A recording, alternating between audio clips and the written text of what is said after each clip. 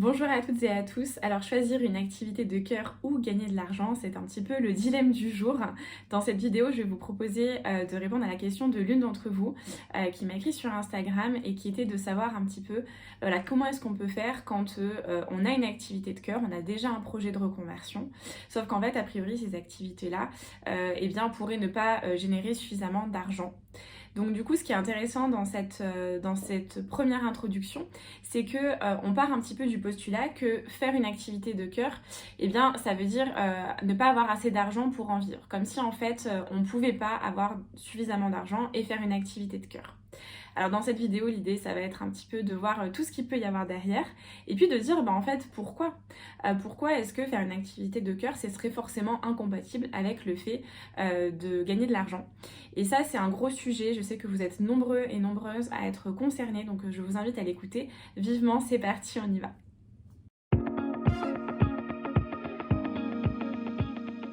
Alors avant de démarrer ce sujet, petit rappel, n'hésitez pas à vous abonner à cette chaîne si ces vidéos vous parlent, ça vous permettra de recevoir une petite notification dès qu'une nouvelle vidéo sort et puis ça permet aussi de faire connaître et d'étendre un petit peu plus la chaîne à d'autres personnes qui seraient dans un processus de reconversion et qui auraient grandement besoin de voir ces vidéos. Alors déjà, pour commencer ce sujet, la première chose qui paraît assez évidente, c'est qu'il y a un petit lien quand même, peut-être une petite croyance limitante, entre le fait de travailler, le fait de faire une activité qui a du sens, une activité de cœur, et le fait de gagner de l'argent parce qu'on va exercer cette activité. Donc déjà pour moi la première chose qui serait très intéressante à faire, ce serait vraiment de faire un exercice d'introspection et de se dire en fait quelle est votre vision du travail, quelle est votre vision de l'argent aussi. Mais voilà, comment est-ce que vous vous êtes construit et comment est-ce que vous avez construit votre rapport au travail. La deuxième chose, ce serait de se demander pourquoi est-ce qu'une activité de cœur ne serait pas rémunératrice. En fait, pourquoi activité de cœur, c'est pas compatible avec le fait de gagner de l'argent. Ou ça serait compatible, mais peut-être dans des années et des années. En fait, voilà, est-ce qu'il n'y a pas une petite croyance limitante derrière, du style, moi j'ai toujours compris que le travail c'était pas fait pour être drôle, que le travail c'était fait pour que ça soit un petit peu dur et pour gagner de l'argent à la fin, mais certainement pas que le travail était fait pour s'éclater et en plus de ça, être payé pour s'éclater dans ce qu'on fait. Voilà, je fais volontairement un petit peu l'avocat du diable, mais je pense que ça peut être très très intéressant de s'interroger sur ces questions-là. Et également de s'interroger sur la question du mérite. Dans le sens, est-ce que moi en tant que personne, je m'estime mériter tout ça? Et est-ce que moi en tant que personne, je m'estime mériter quelque part le beurre, l'argent du beurre et la crémière?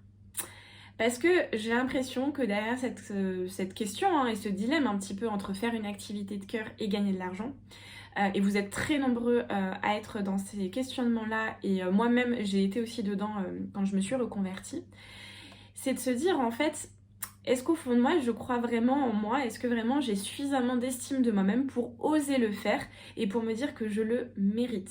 Quelque part que je mérite une vie trop cool où je ferai ce que j'aime et en plus de ça je serai payée pour faire ce que je fais. Donc ça déjà c'est pour moi le premier point central qui va être très intéressant.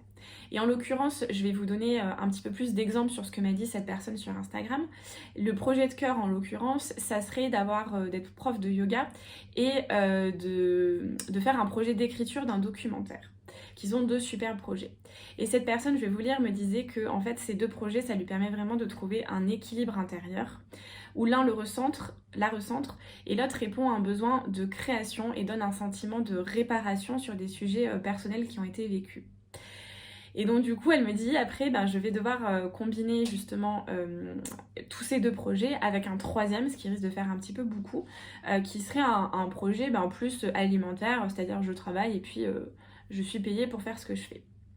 Donc en fait, dans tout ça, on voit que non seulement c'est un projet effectivement de cœur, mais qu'il y a vraiment une idée de réparation, de recentrage, d'équilibre intérieur. Pour moi, c'est trois notions qui sont quand même très fortes et qui signifient quand même quelque chose. Donc moi, ce que j'inviterais cette personne, et je vous inviterai à le faire la même chose si ça vous parle, ce serait de garder de toute façon ces projets-là, parce que ça vous tient à cœur et parce que c'est vraiment profondément important, et bien tout simplement d'avoir ces moments, ces petites bulles en fait d'air, de bien-être dans notre projet de reconversion.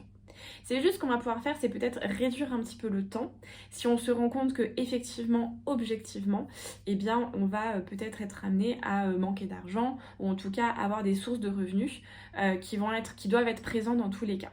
Et donc dans ce cas-là, c'est juste du réajustement.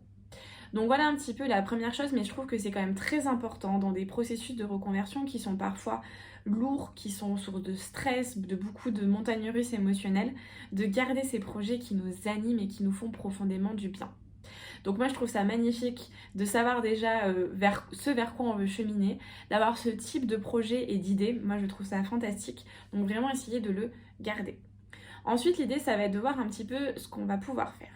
Alors attention, je le précise quand même, ce n'est pas une séance non plus de coaching.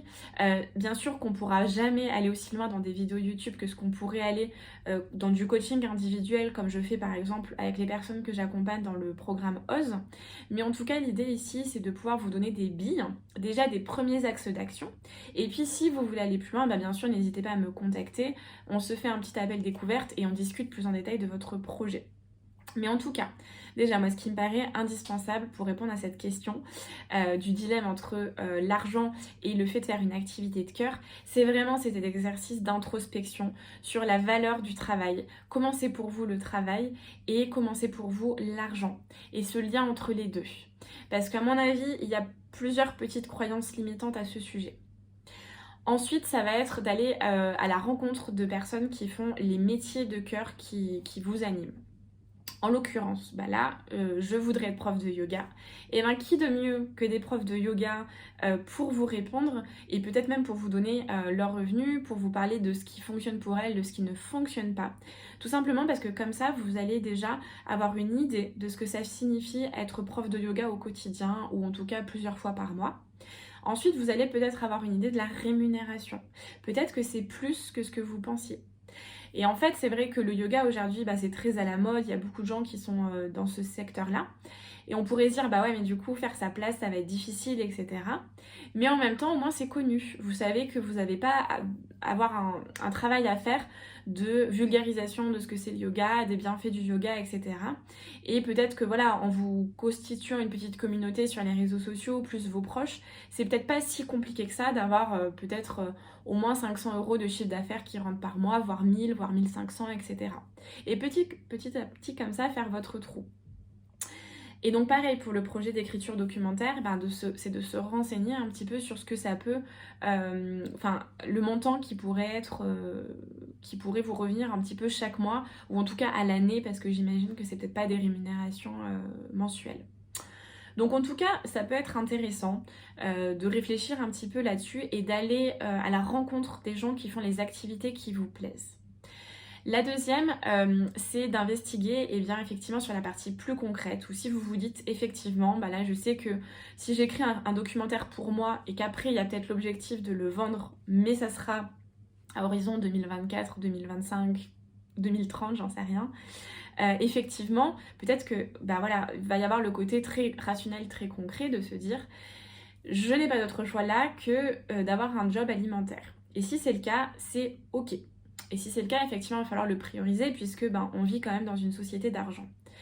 Par contre, ça ne veut pas dire faire non plus n'importe quoi et ça veut pas dire non plus faire une activité qui est complètement vide de sens. Vous pouvez aussi peut-être rechercher une activité, un job alimentaire, mais qui soit quand même assez agréable pour vous à faire. Par exemple, si c'est vous aimez écrire, etc., pourquoi pas travailler, je sais pas, comme copywriter freelance ou d'avoir une activité en fait d'écriture qui soit rémunératrice, qui soit le plus facile pour vous. L'idée là-dessus, ça va être d'être un petit peu stratégique et d'aller quand même, de rechercher une activité où vous vous dites je fais l'activité qui m'en prend le moins de temps possible, le moins d'énergie possible et qui soit la plus rémunératrice pour moi. Et là-dessus, il y a pléthore de choses. Je vous invite vraiment à vous renseigner. Ça peut vraiment vous aider. De sorte que, en fait, la partie alimentaire, oui, elle existe, oui, elle est présente parce qu'il y a besoin. Mais par contre, je fais en sorte de choisir un petit peu stratégiquement une activité qui quand même pour moi a un minimum de sens et qui me prendra le moins d'énergie possible. Je vous cite là-dessus, à ce sujet, le livre d'Elizabeth Gilbert qui a écrit Mange Prième, donc c'est quand même assez connu. Et là, c'est un autre de ses ouvrages qui s'appelle Comme par magie. Et elle parle de son processus de créativité et elle parle de comment elle s'est construite un petit peu en tant qu'auteur.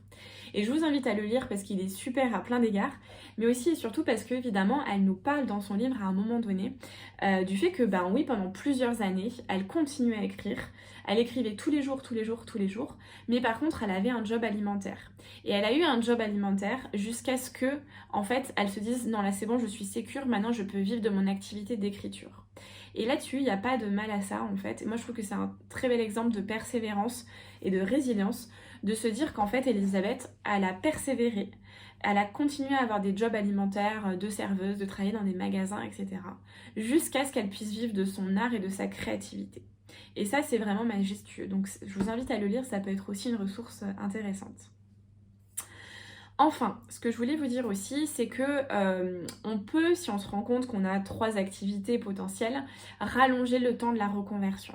C'est-à-dire qu'il n'y a personne qui nous oblige à se reconvertir en 3 mois ou en 6 mois en tant que prof de yoga et dans l'écriture d'un documentaire, en l'occurrence, pour cette personne. On peut très bien se dire que, puisque on a 3 projets à mener de front, on ne veut pas finir en burn-out. Donc, on peut très bien rallonger le temps et se dire que, en fait, la formation prof de yoga, je vais me la faire sur 2 ans. Et je me laisse ensuite 1 an pour développer progressivement mon activité. Ce qui fait une reconversion sur 3 ans. Pareil pour le projet documentaire. Et du coup, en fait, ça veut dire que plutôt que de passer, je sais pas moi, 40 heures par semaine sur son projet de reconversion, on va peut-être passer que 20 heures dessus.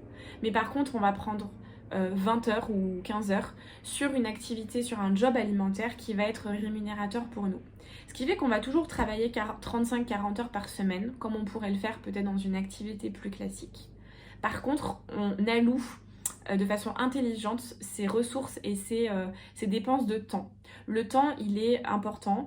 Le temps, c'est de l'argent aussi. Donc, on fait ça de façon, vous voyez, organisée et stratégique. Ça peut vraiment vous aider. Également, et ça je vous renvoie aussi au programme à la fois OSE et surtout au programme Ma Reconversion Pas à Pas, où quand même dans ce programme Ma Reconversion Pas à Pas, donc lui par contre la différence avec OSE c'est du coaching individuel, avec Ma Reconversion Pas à Pas vous avancez en autonomie sur votre projet de reconversion avec des vidéos. Et il y a tout un module sur l'argent, ça tombe bien parce que c'est aussi le thème de cette vidéo. Et dans ce programme, je vous donne aussi tout un plan de financement à faire. Et ça peut être très intéressant parce que si vous savez que vous reconvertissez sur un temps plus long, comme je le disais, on va dire peut-être de 3 ans, en fait faire un plan de financement c'est pas idiot. De voir un petit peu l'argent que vous avez déjà. Là je vous renvoie aussi à la vidéo qui existe sur regarder l'état objectif de ses finances. Et bien ça peut être aussi une super activité à faire qui en plus de ça va vous rassurer. Voilà un petit peu ce que je pouvais vous dire sur cette vidéo, sur le fait de faire une activité de cœur et sur le fait de gagner de l'argent. Donc là, en l'occurrence, j'ai proposé plusieurs pistes de réflexion par rapport à cette personne sur ce qu'elle m'a dit, mais vous pouvez évidemment prendre à vous ce qui vous parle aussi. Mais vraiment, la conclusion là-dessus, ça serait vraiment de faire ce travail d'introspection, de pourquoi je pourrais pas, après tout, faire une activité de cœur et gagner de l'argent. Qui dit que c'est impossible? Voilà, je vous laisse sur cette réflexion. Je vous souhaite une très belle journée ou soirée et je vous dis à très vite.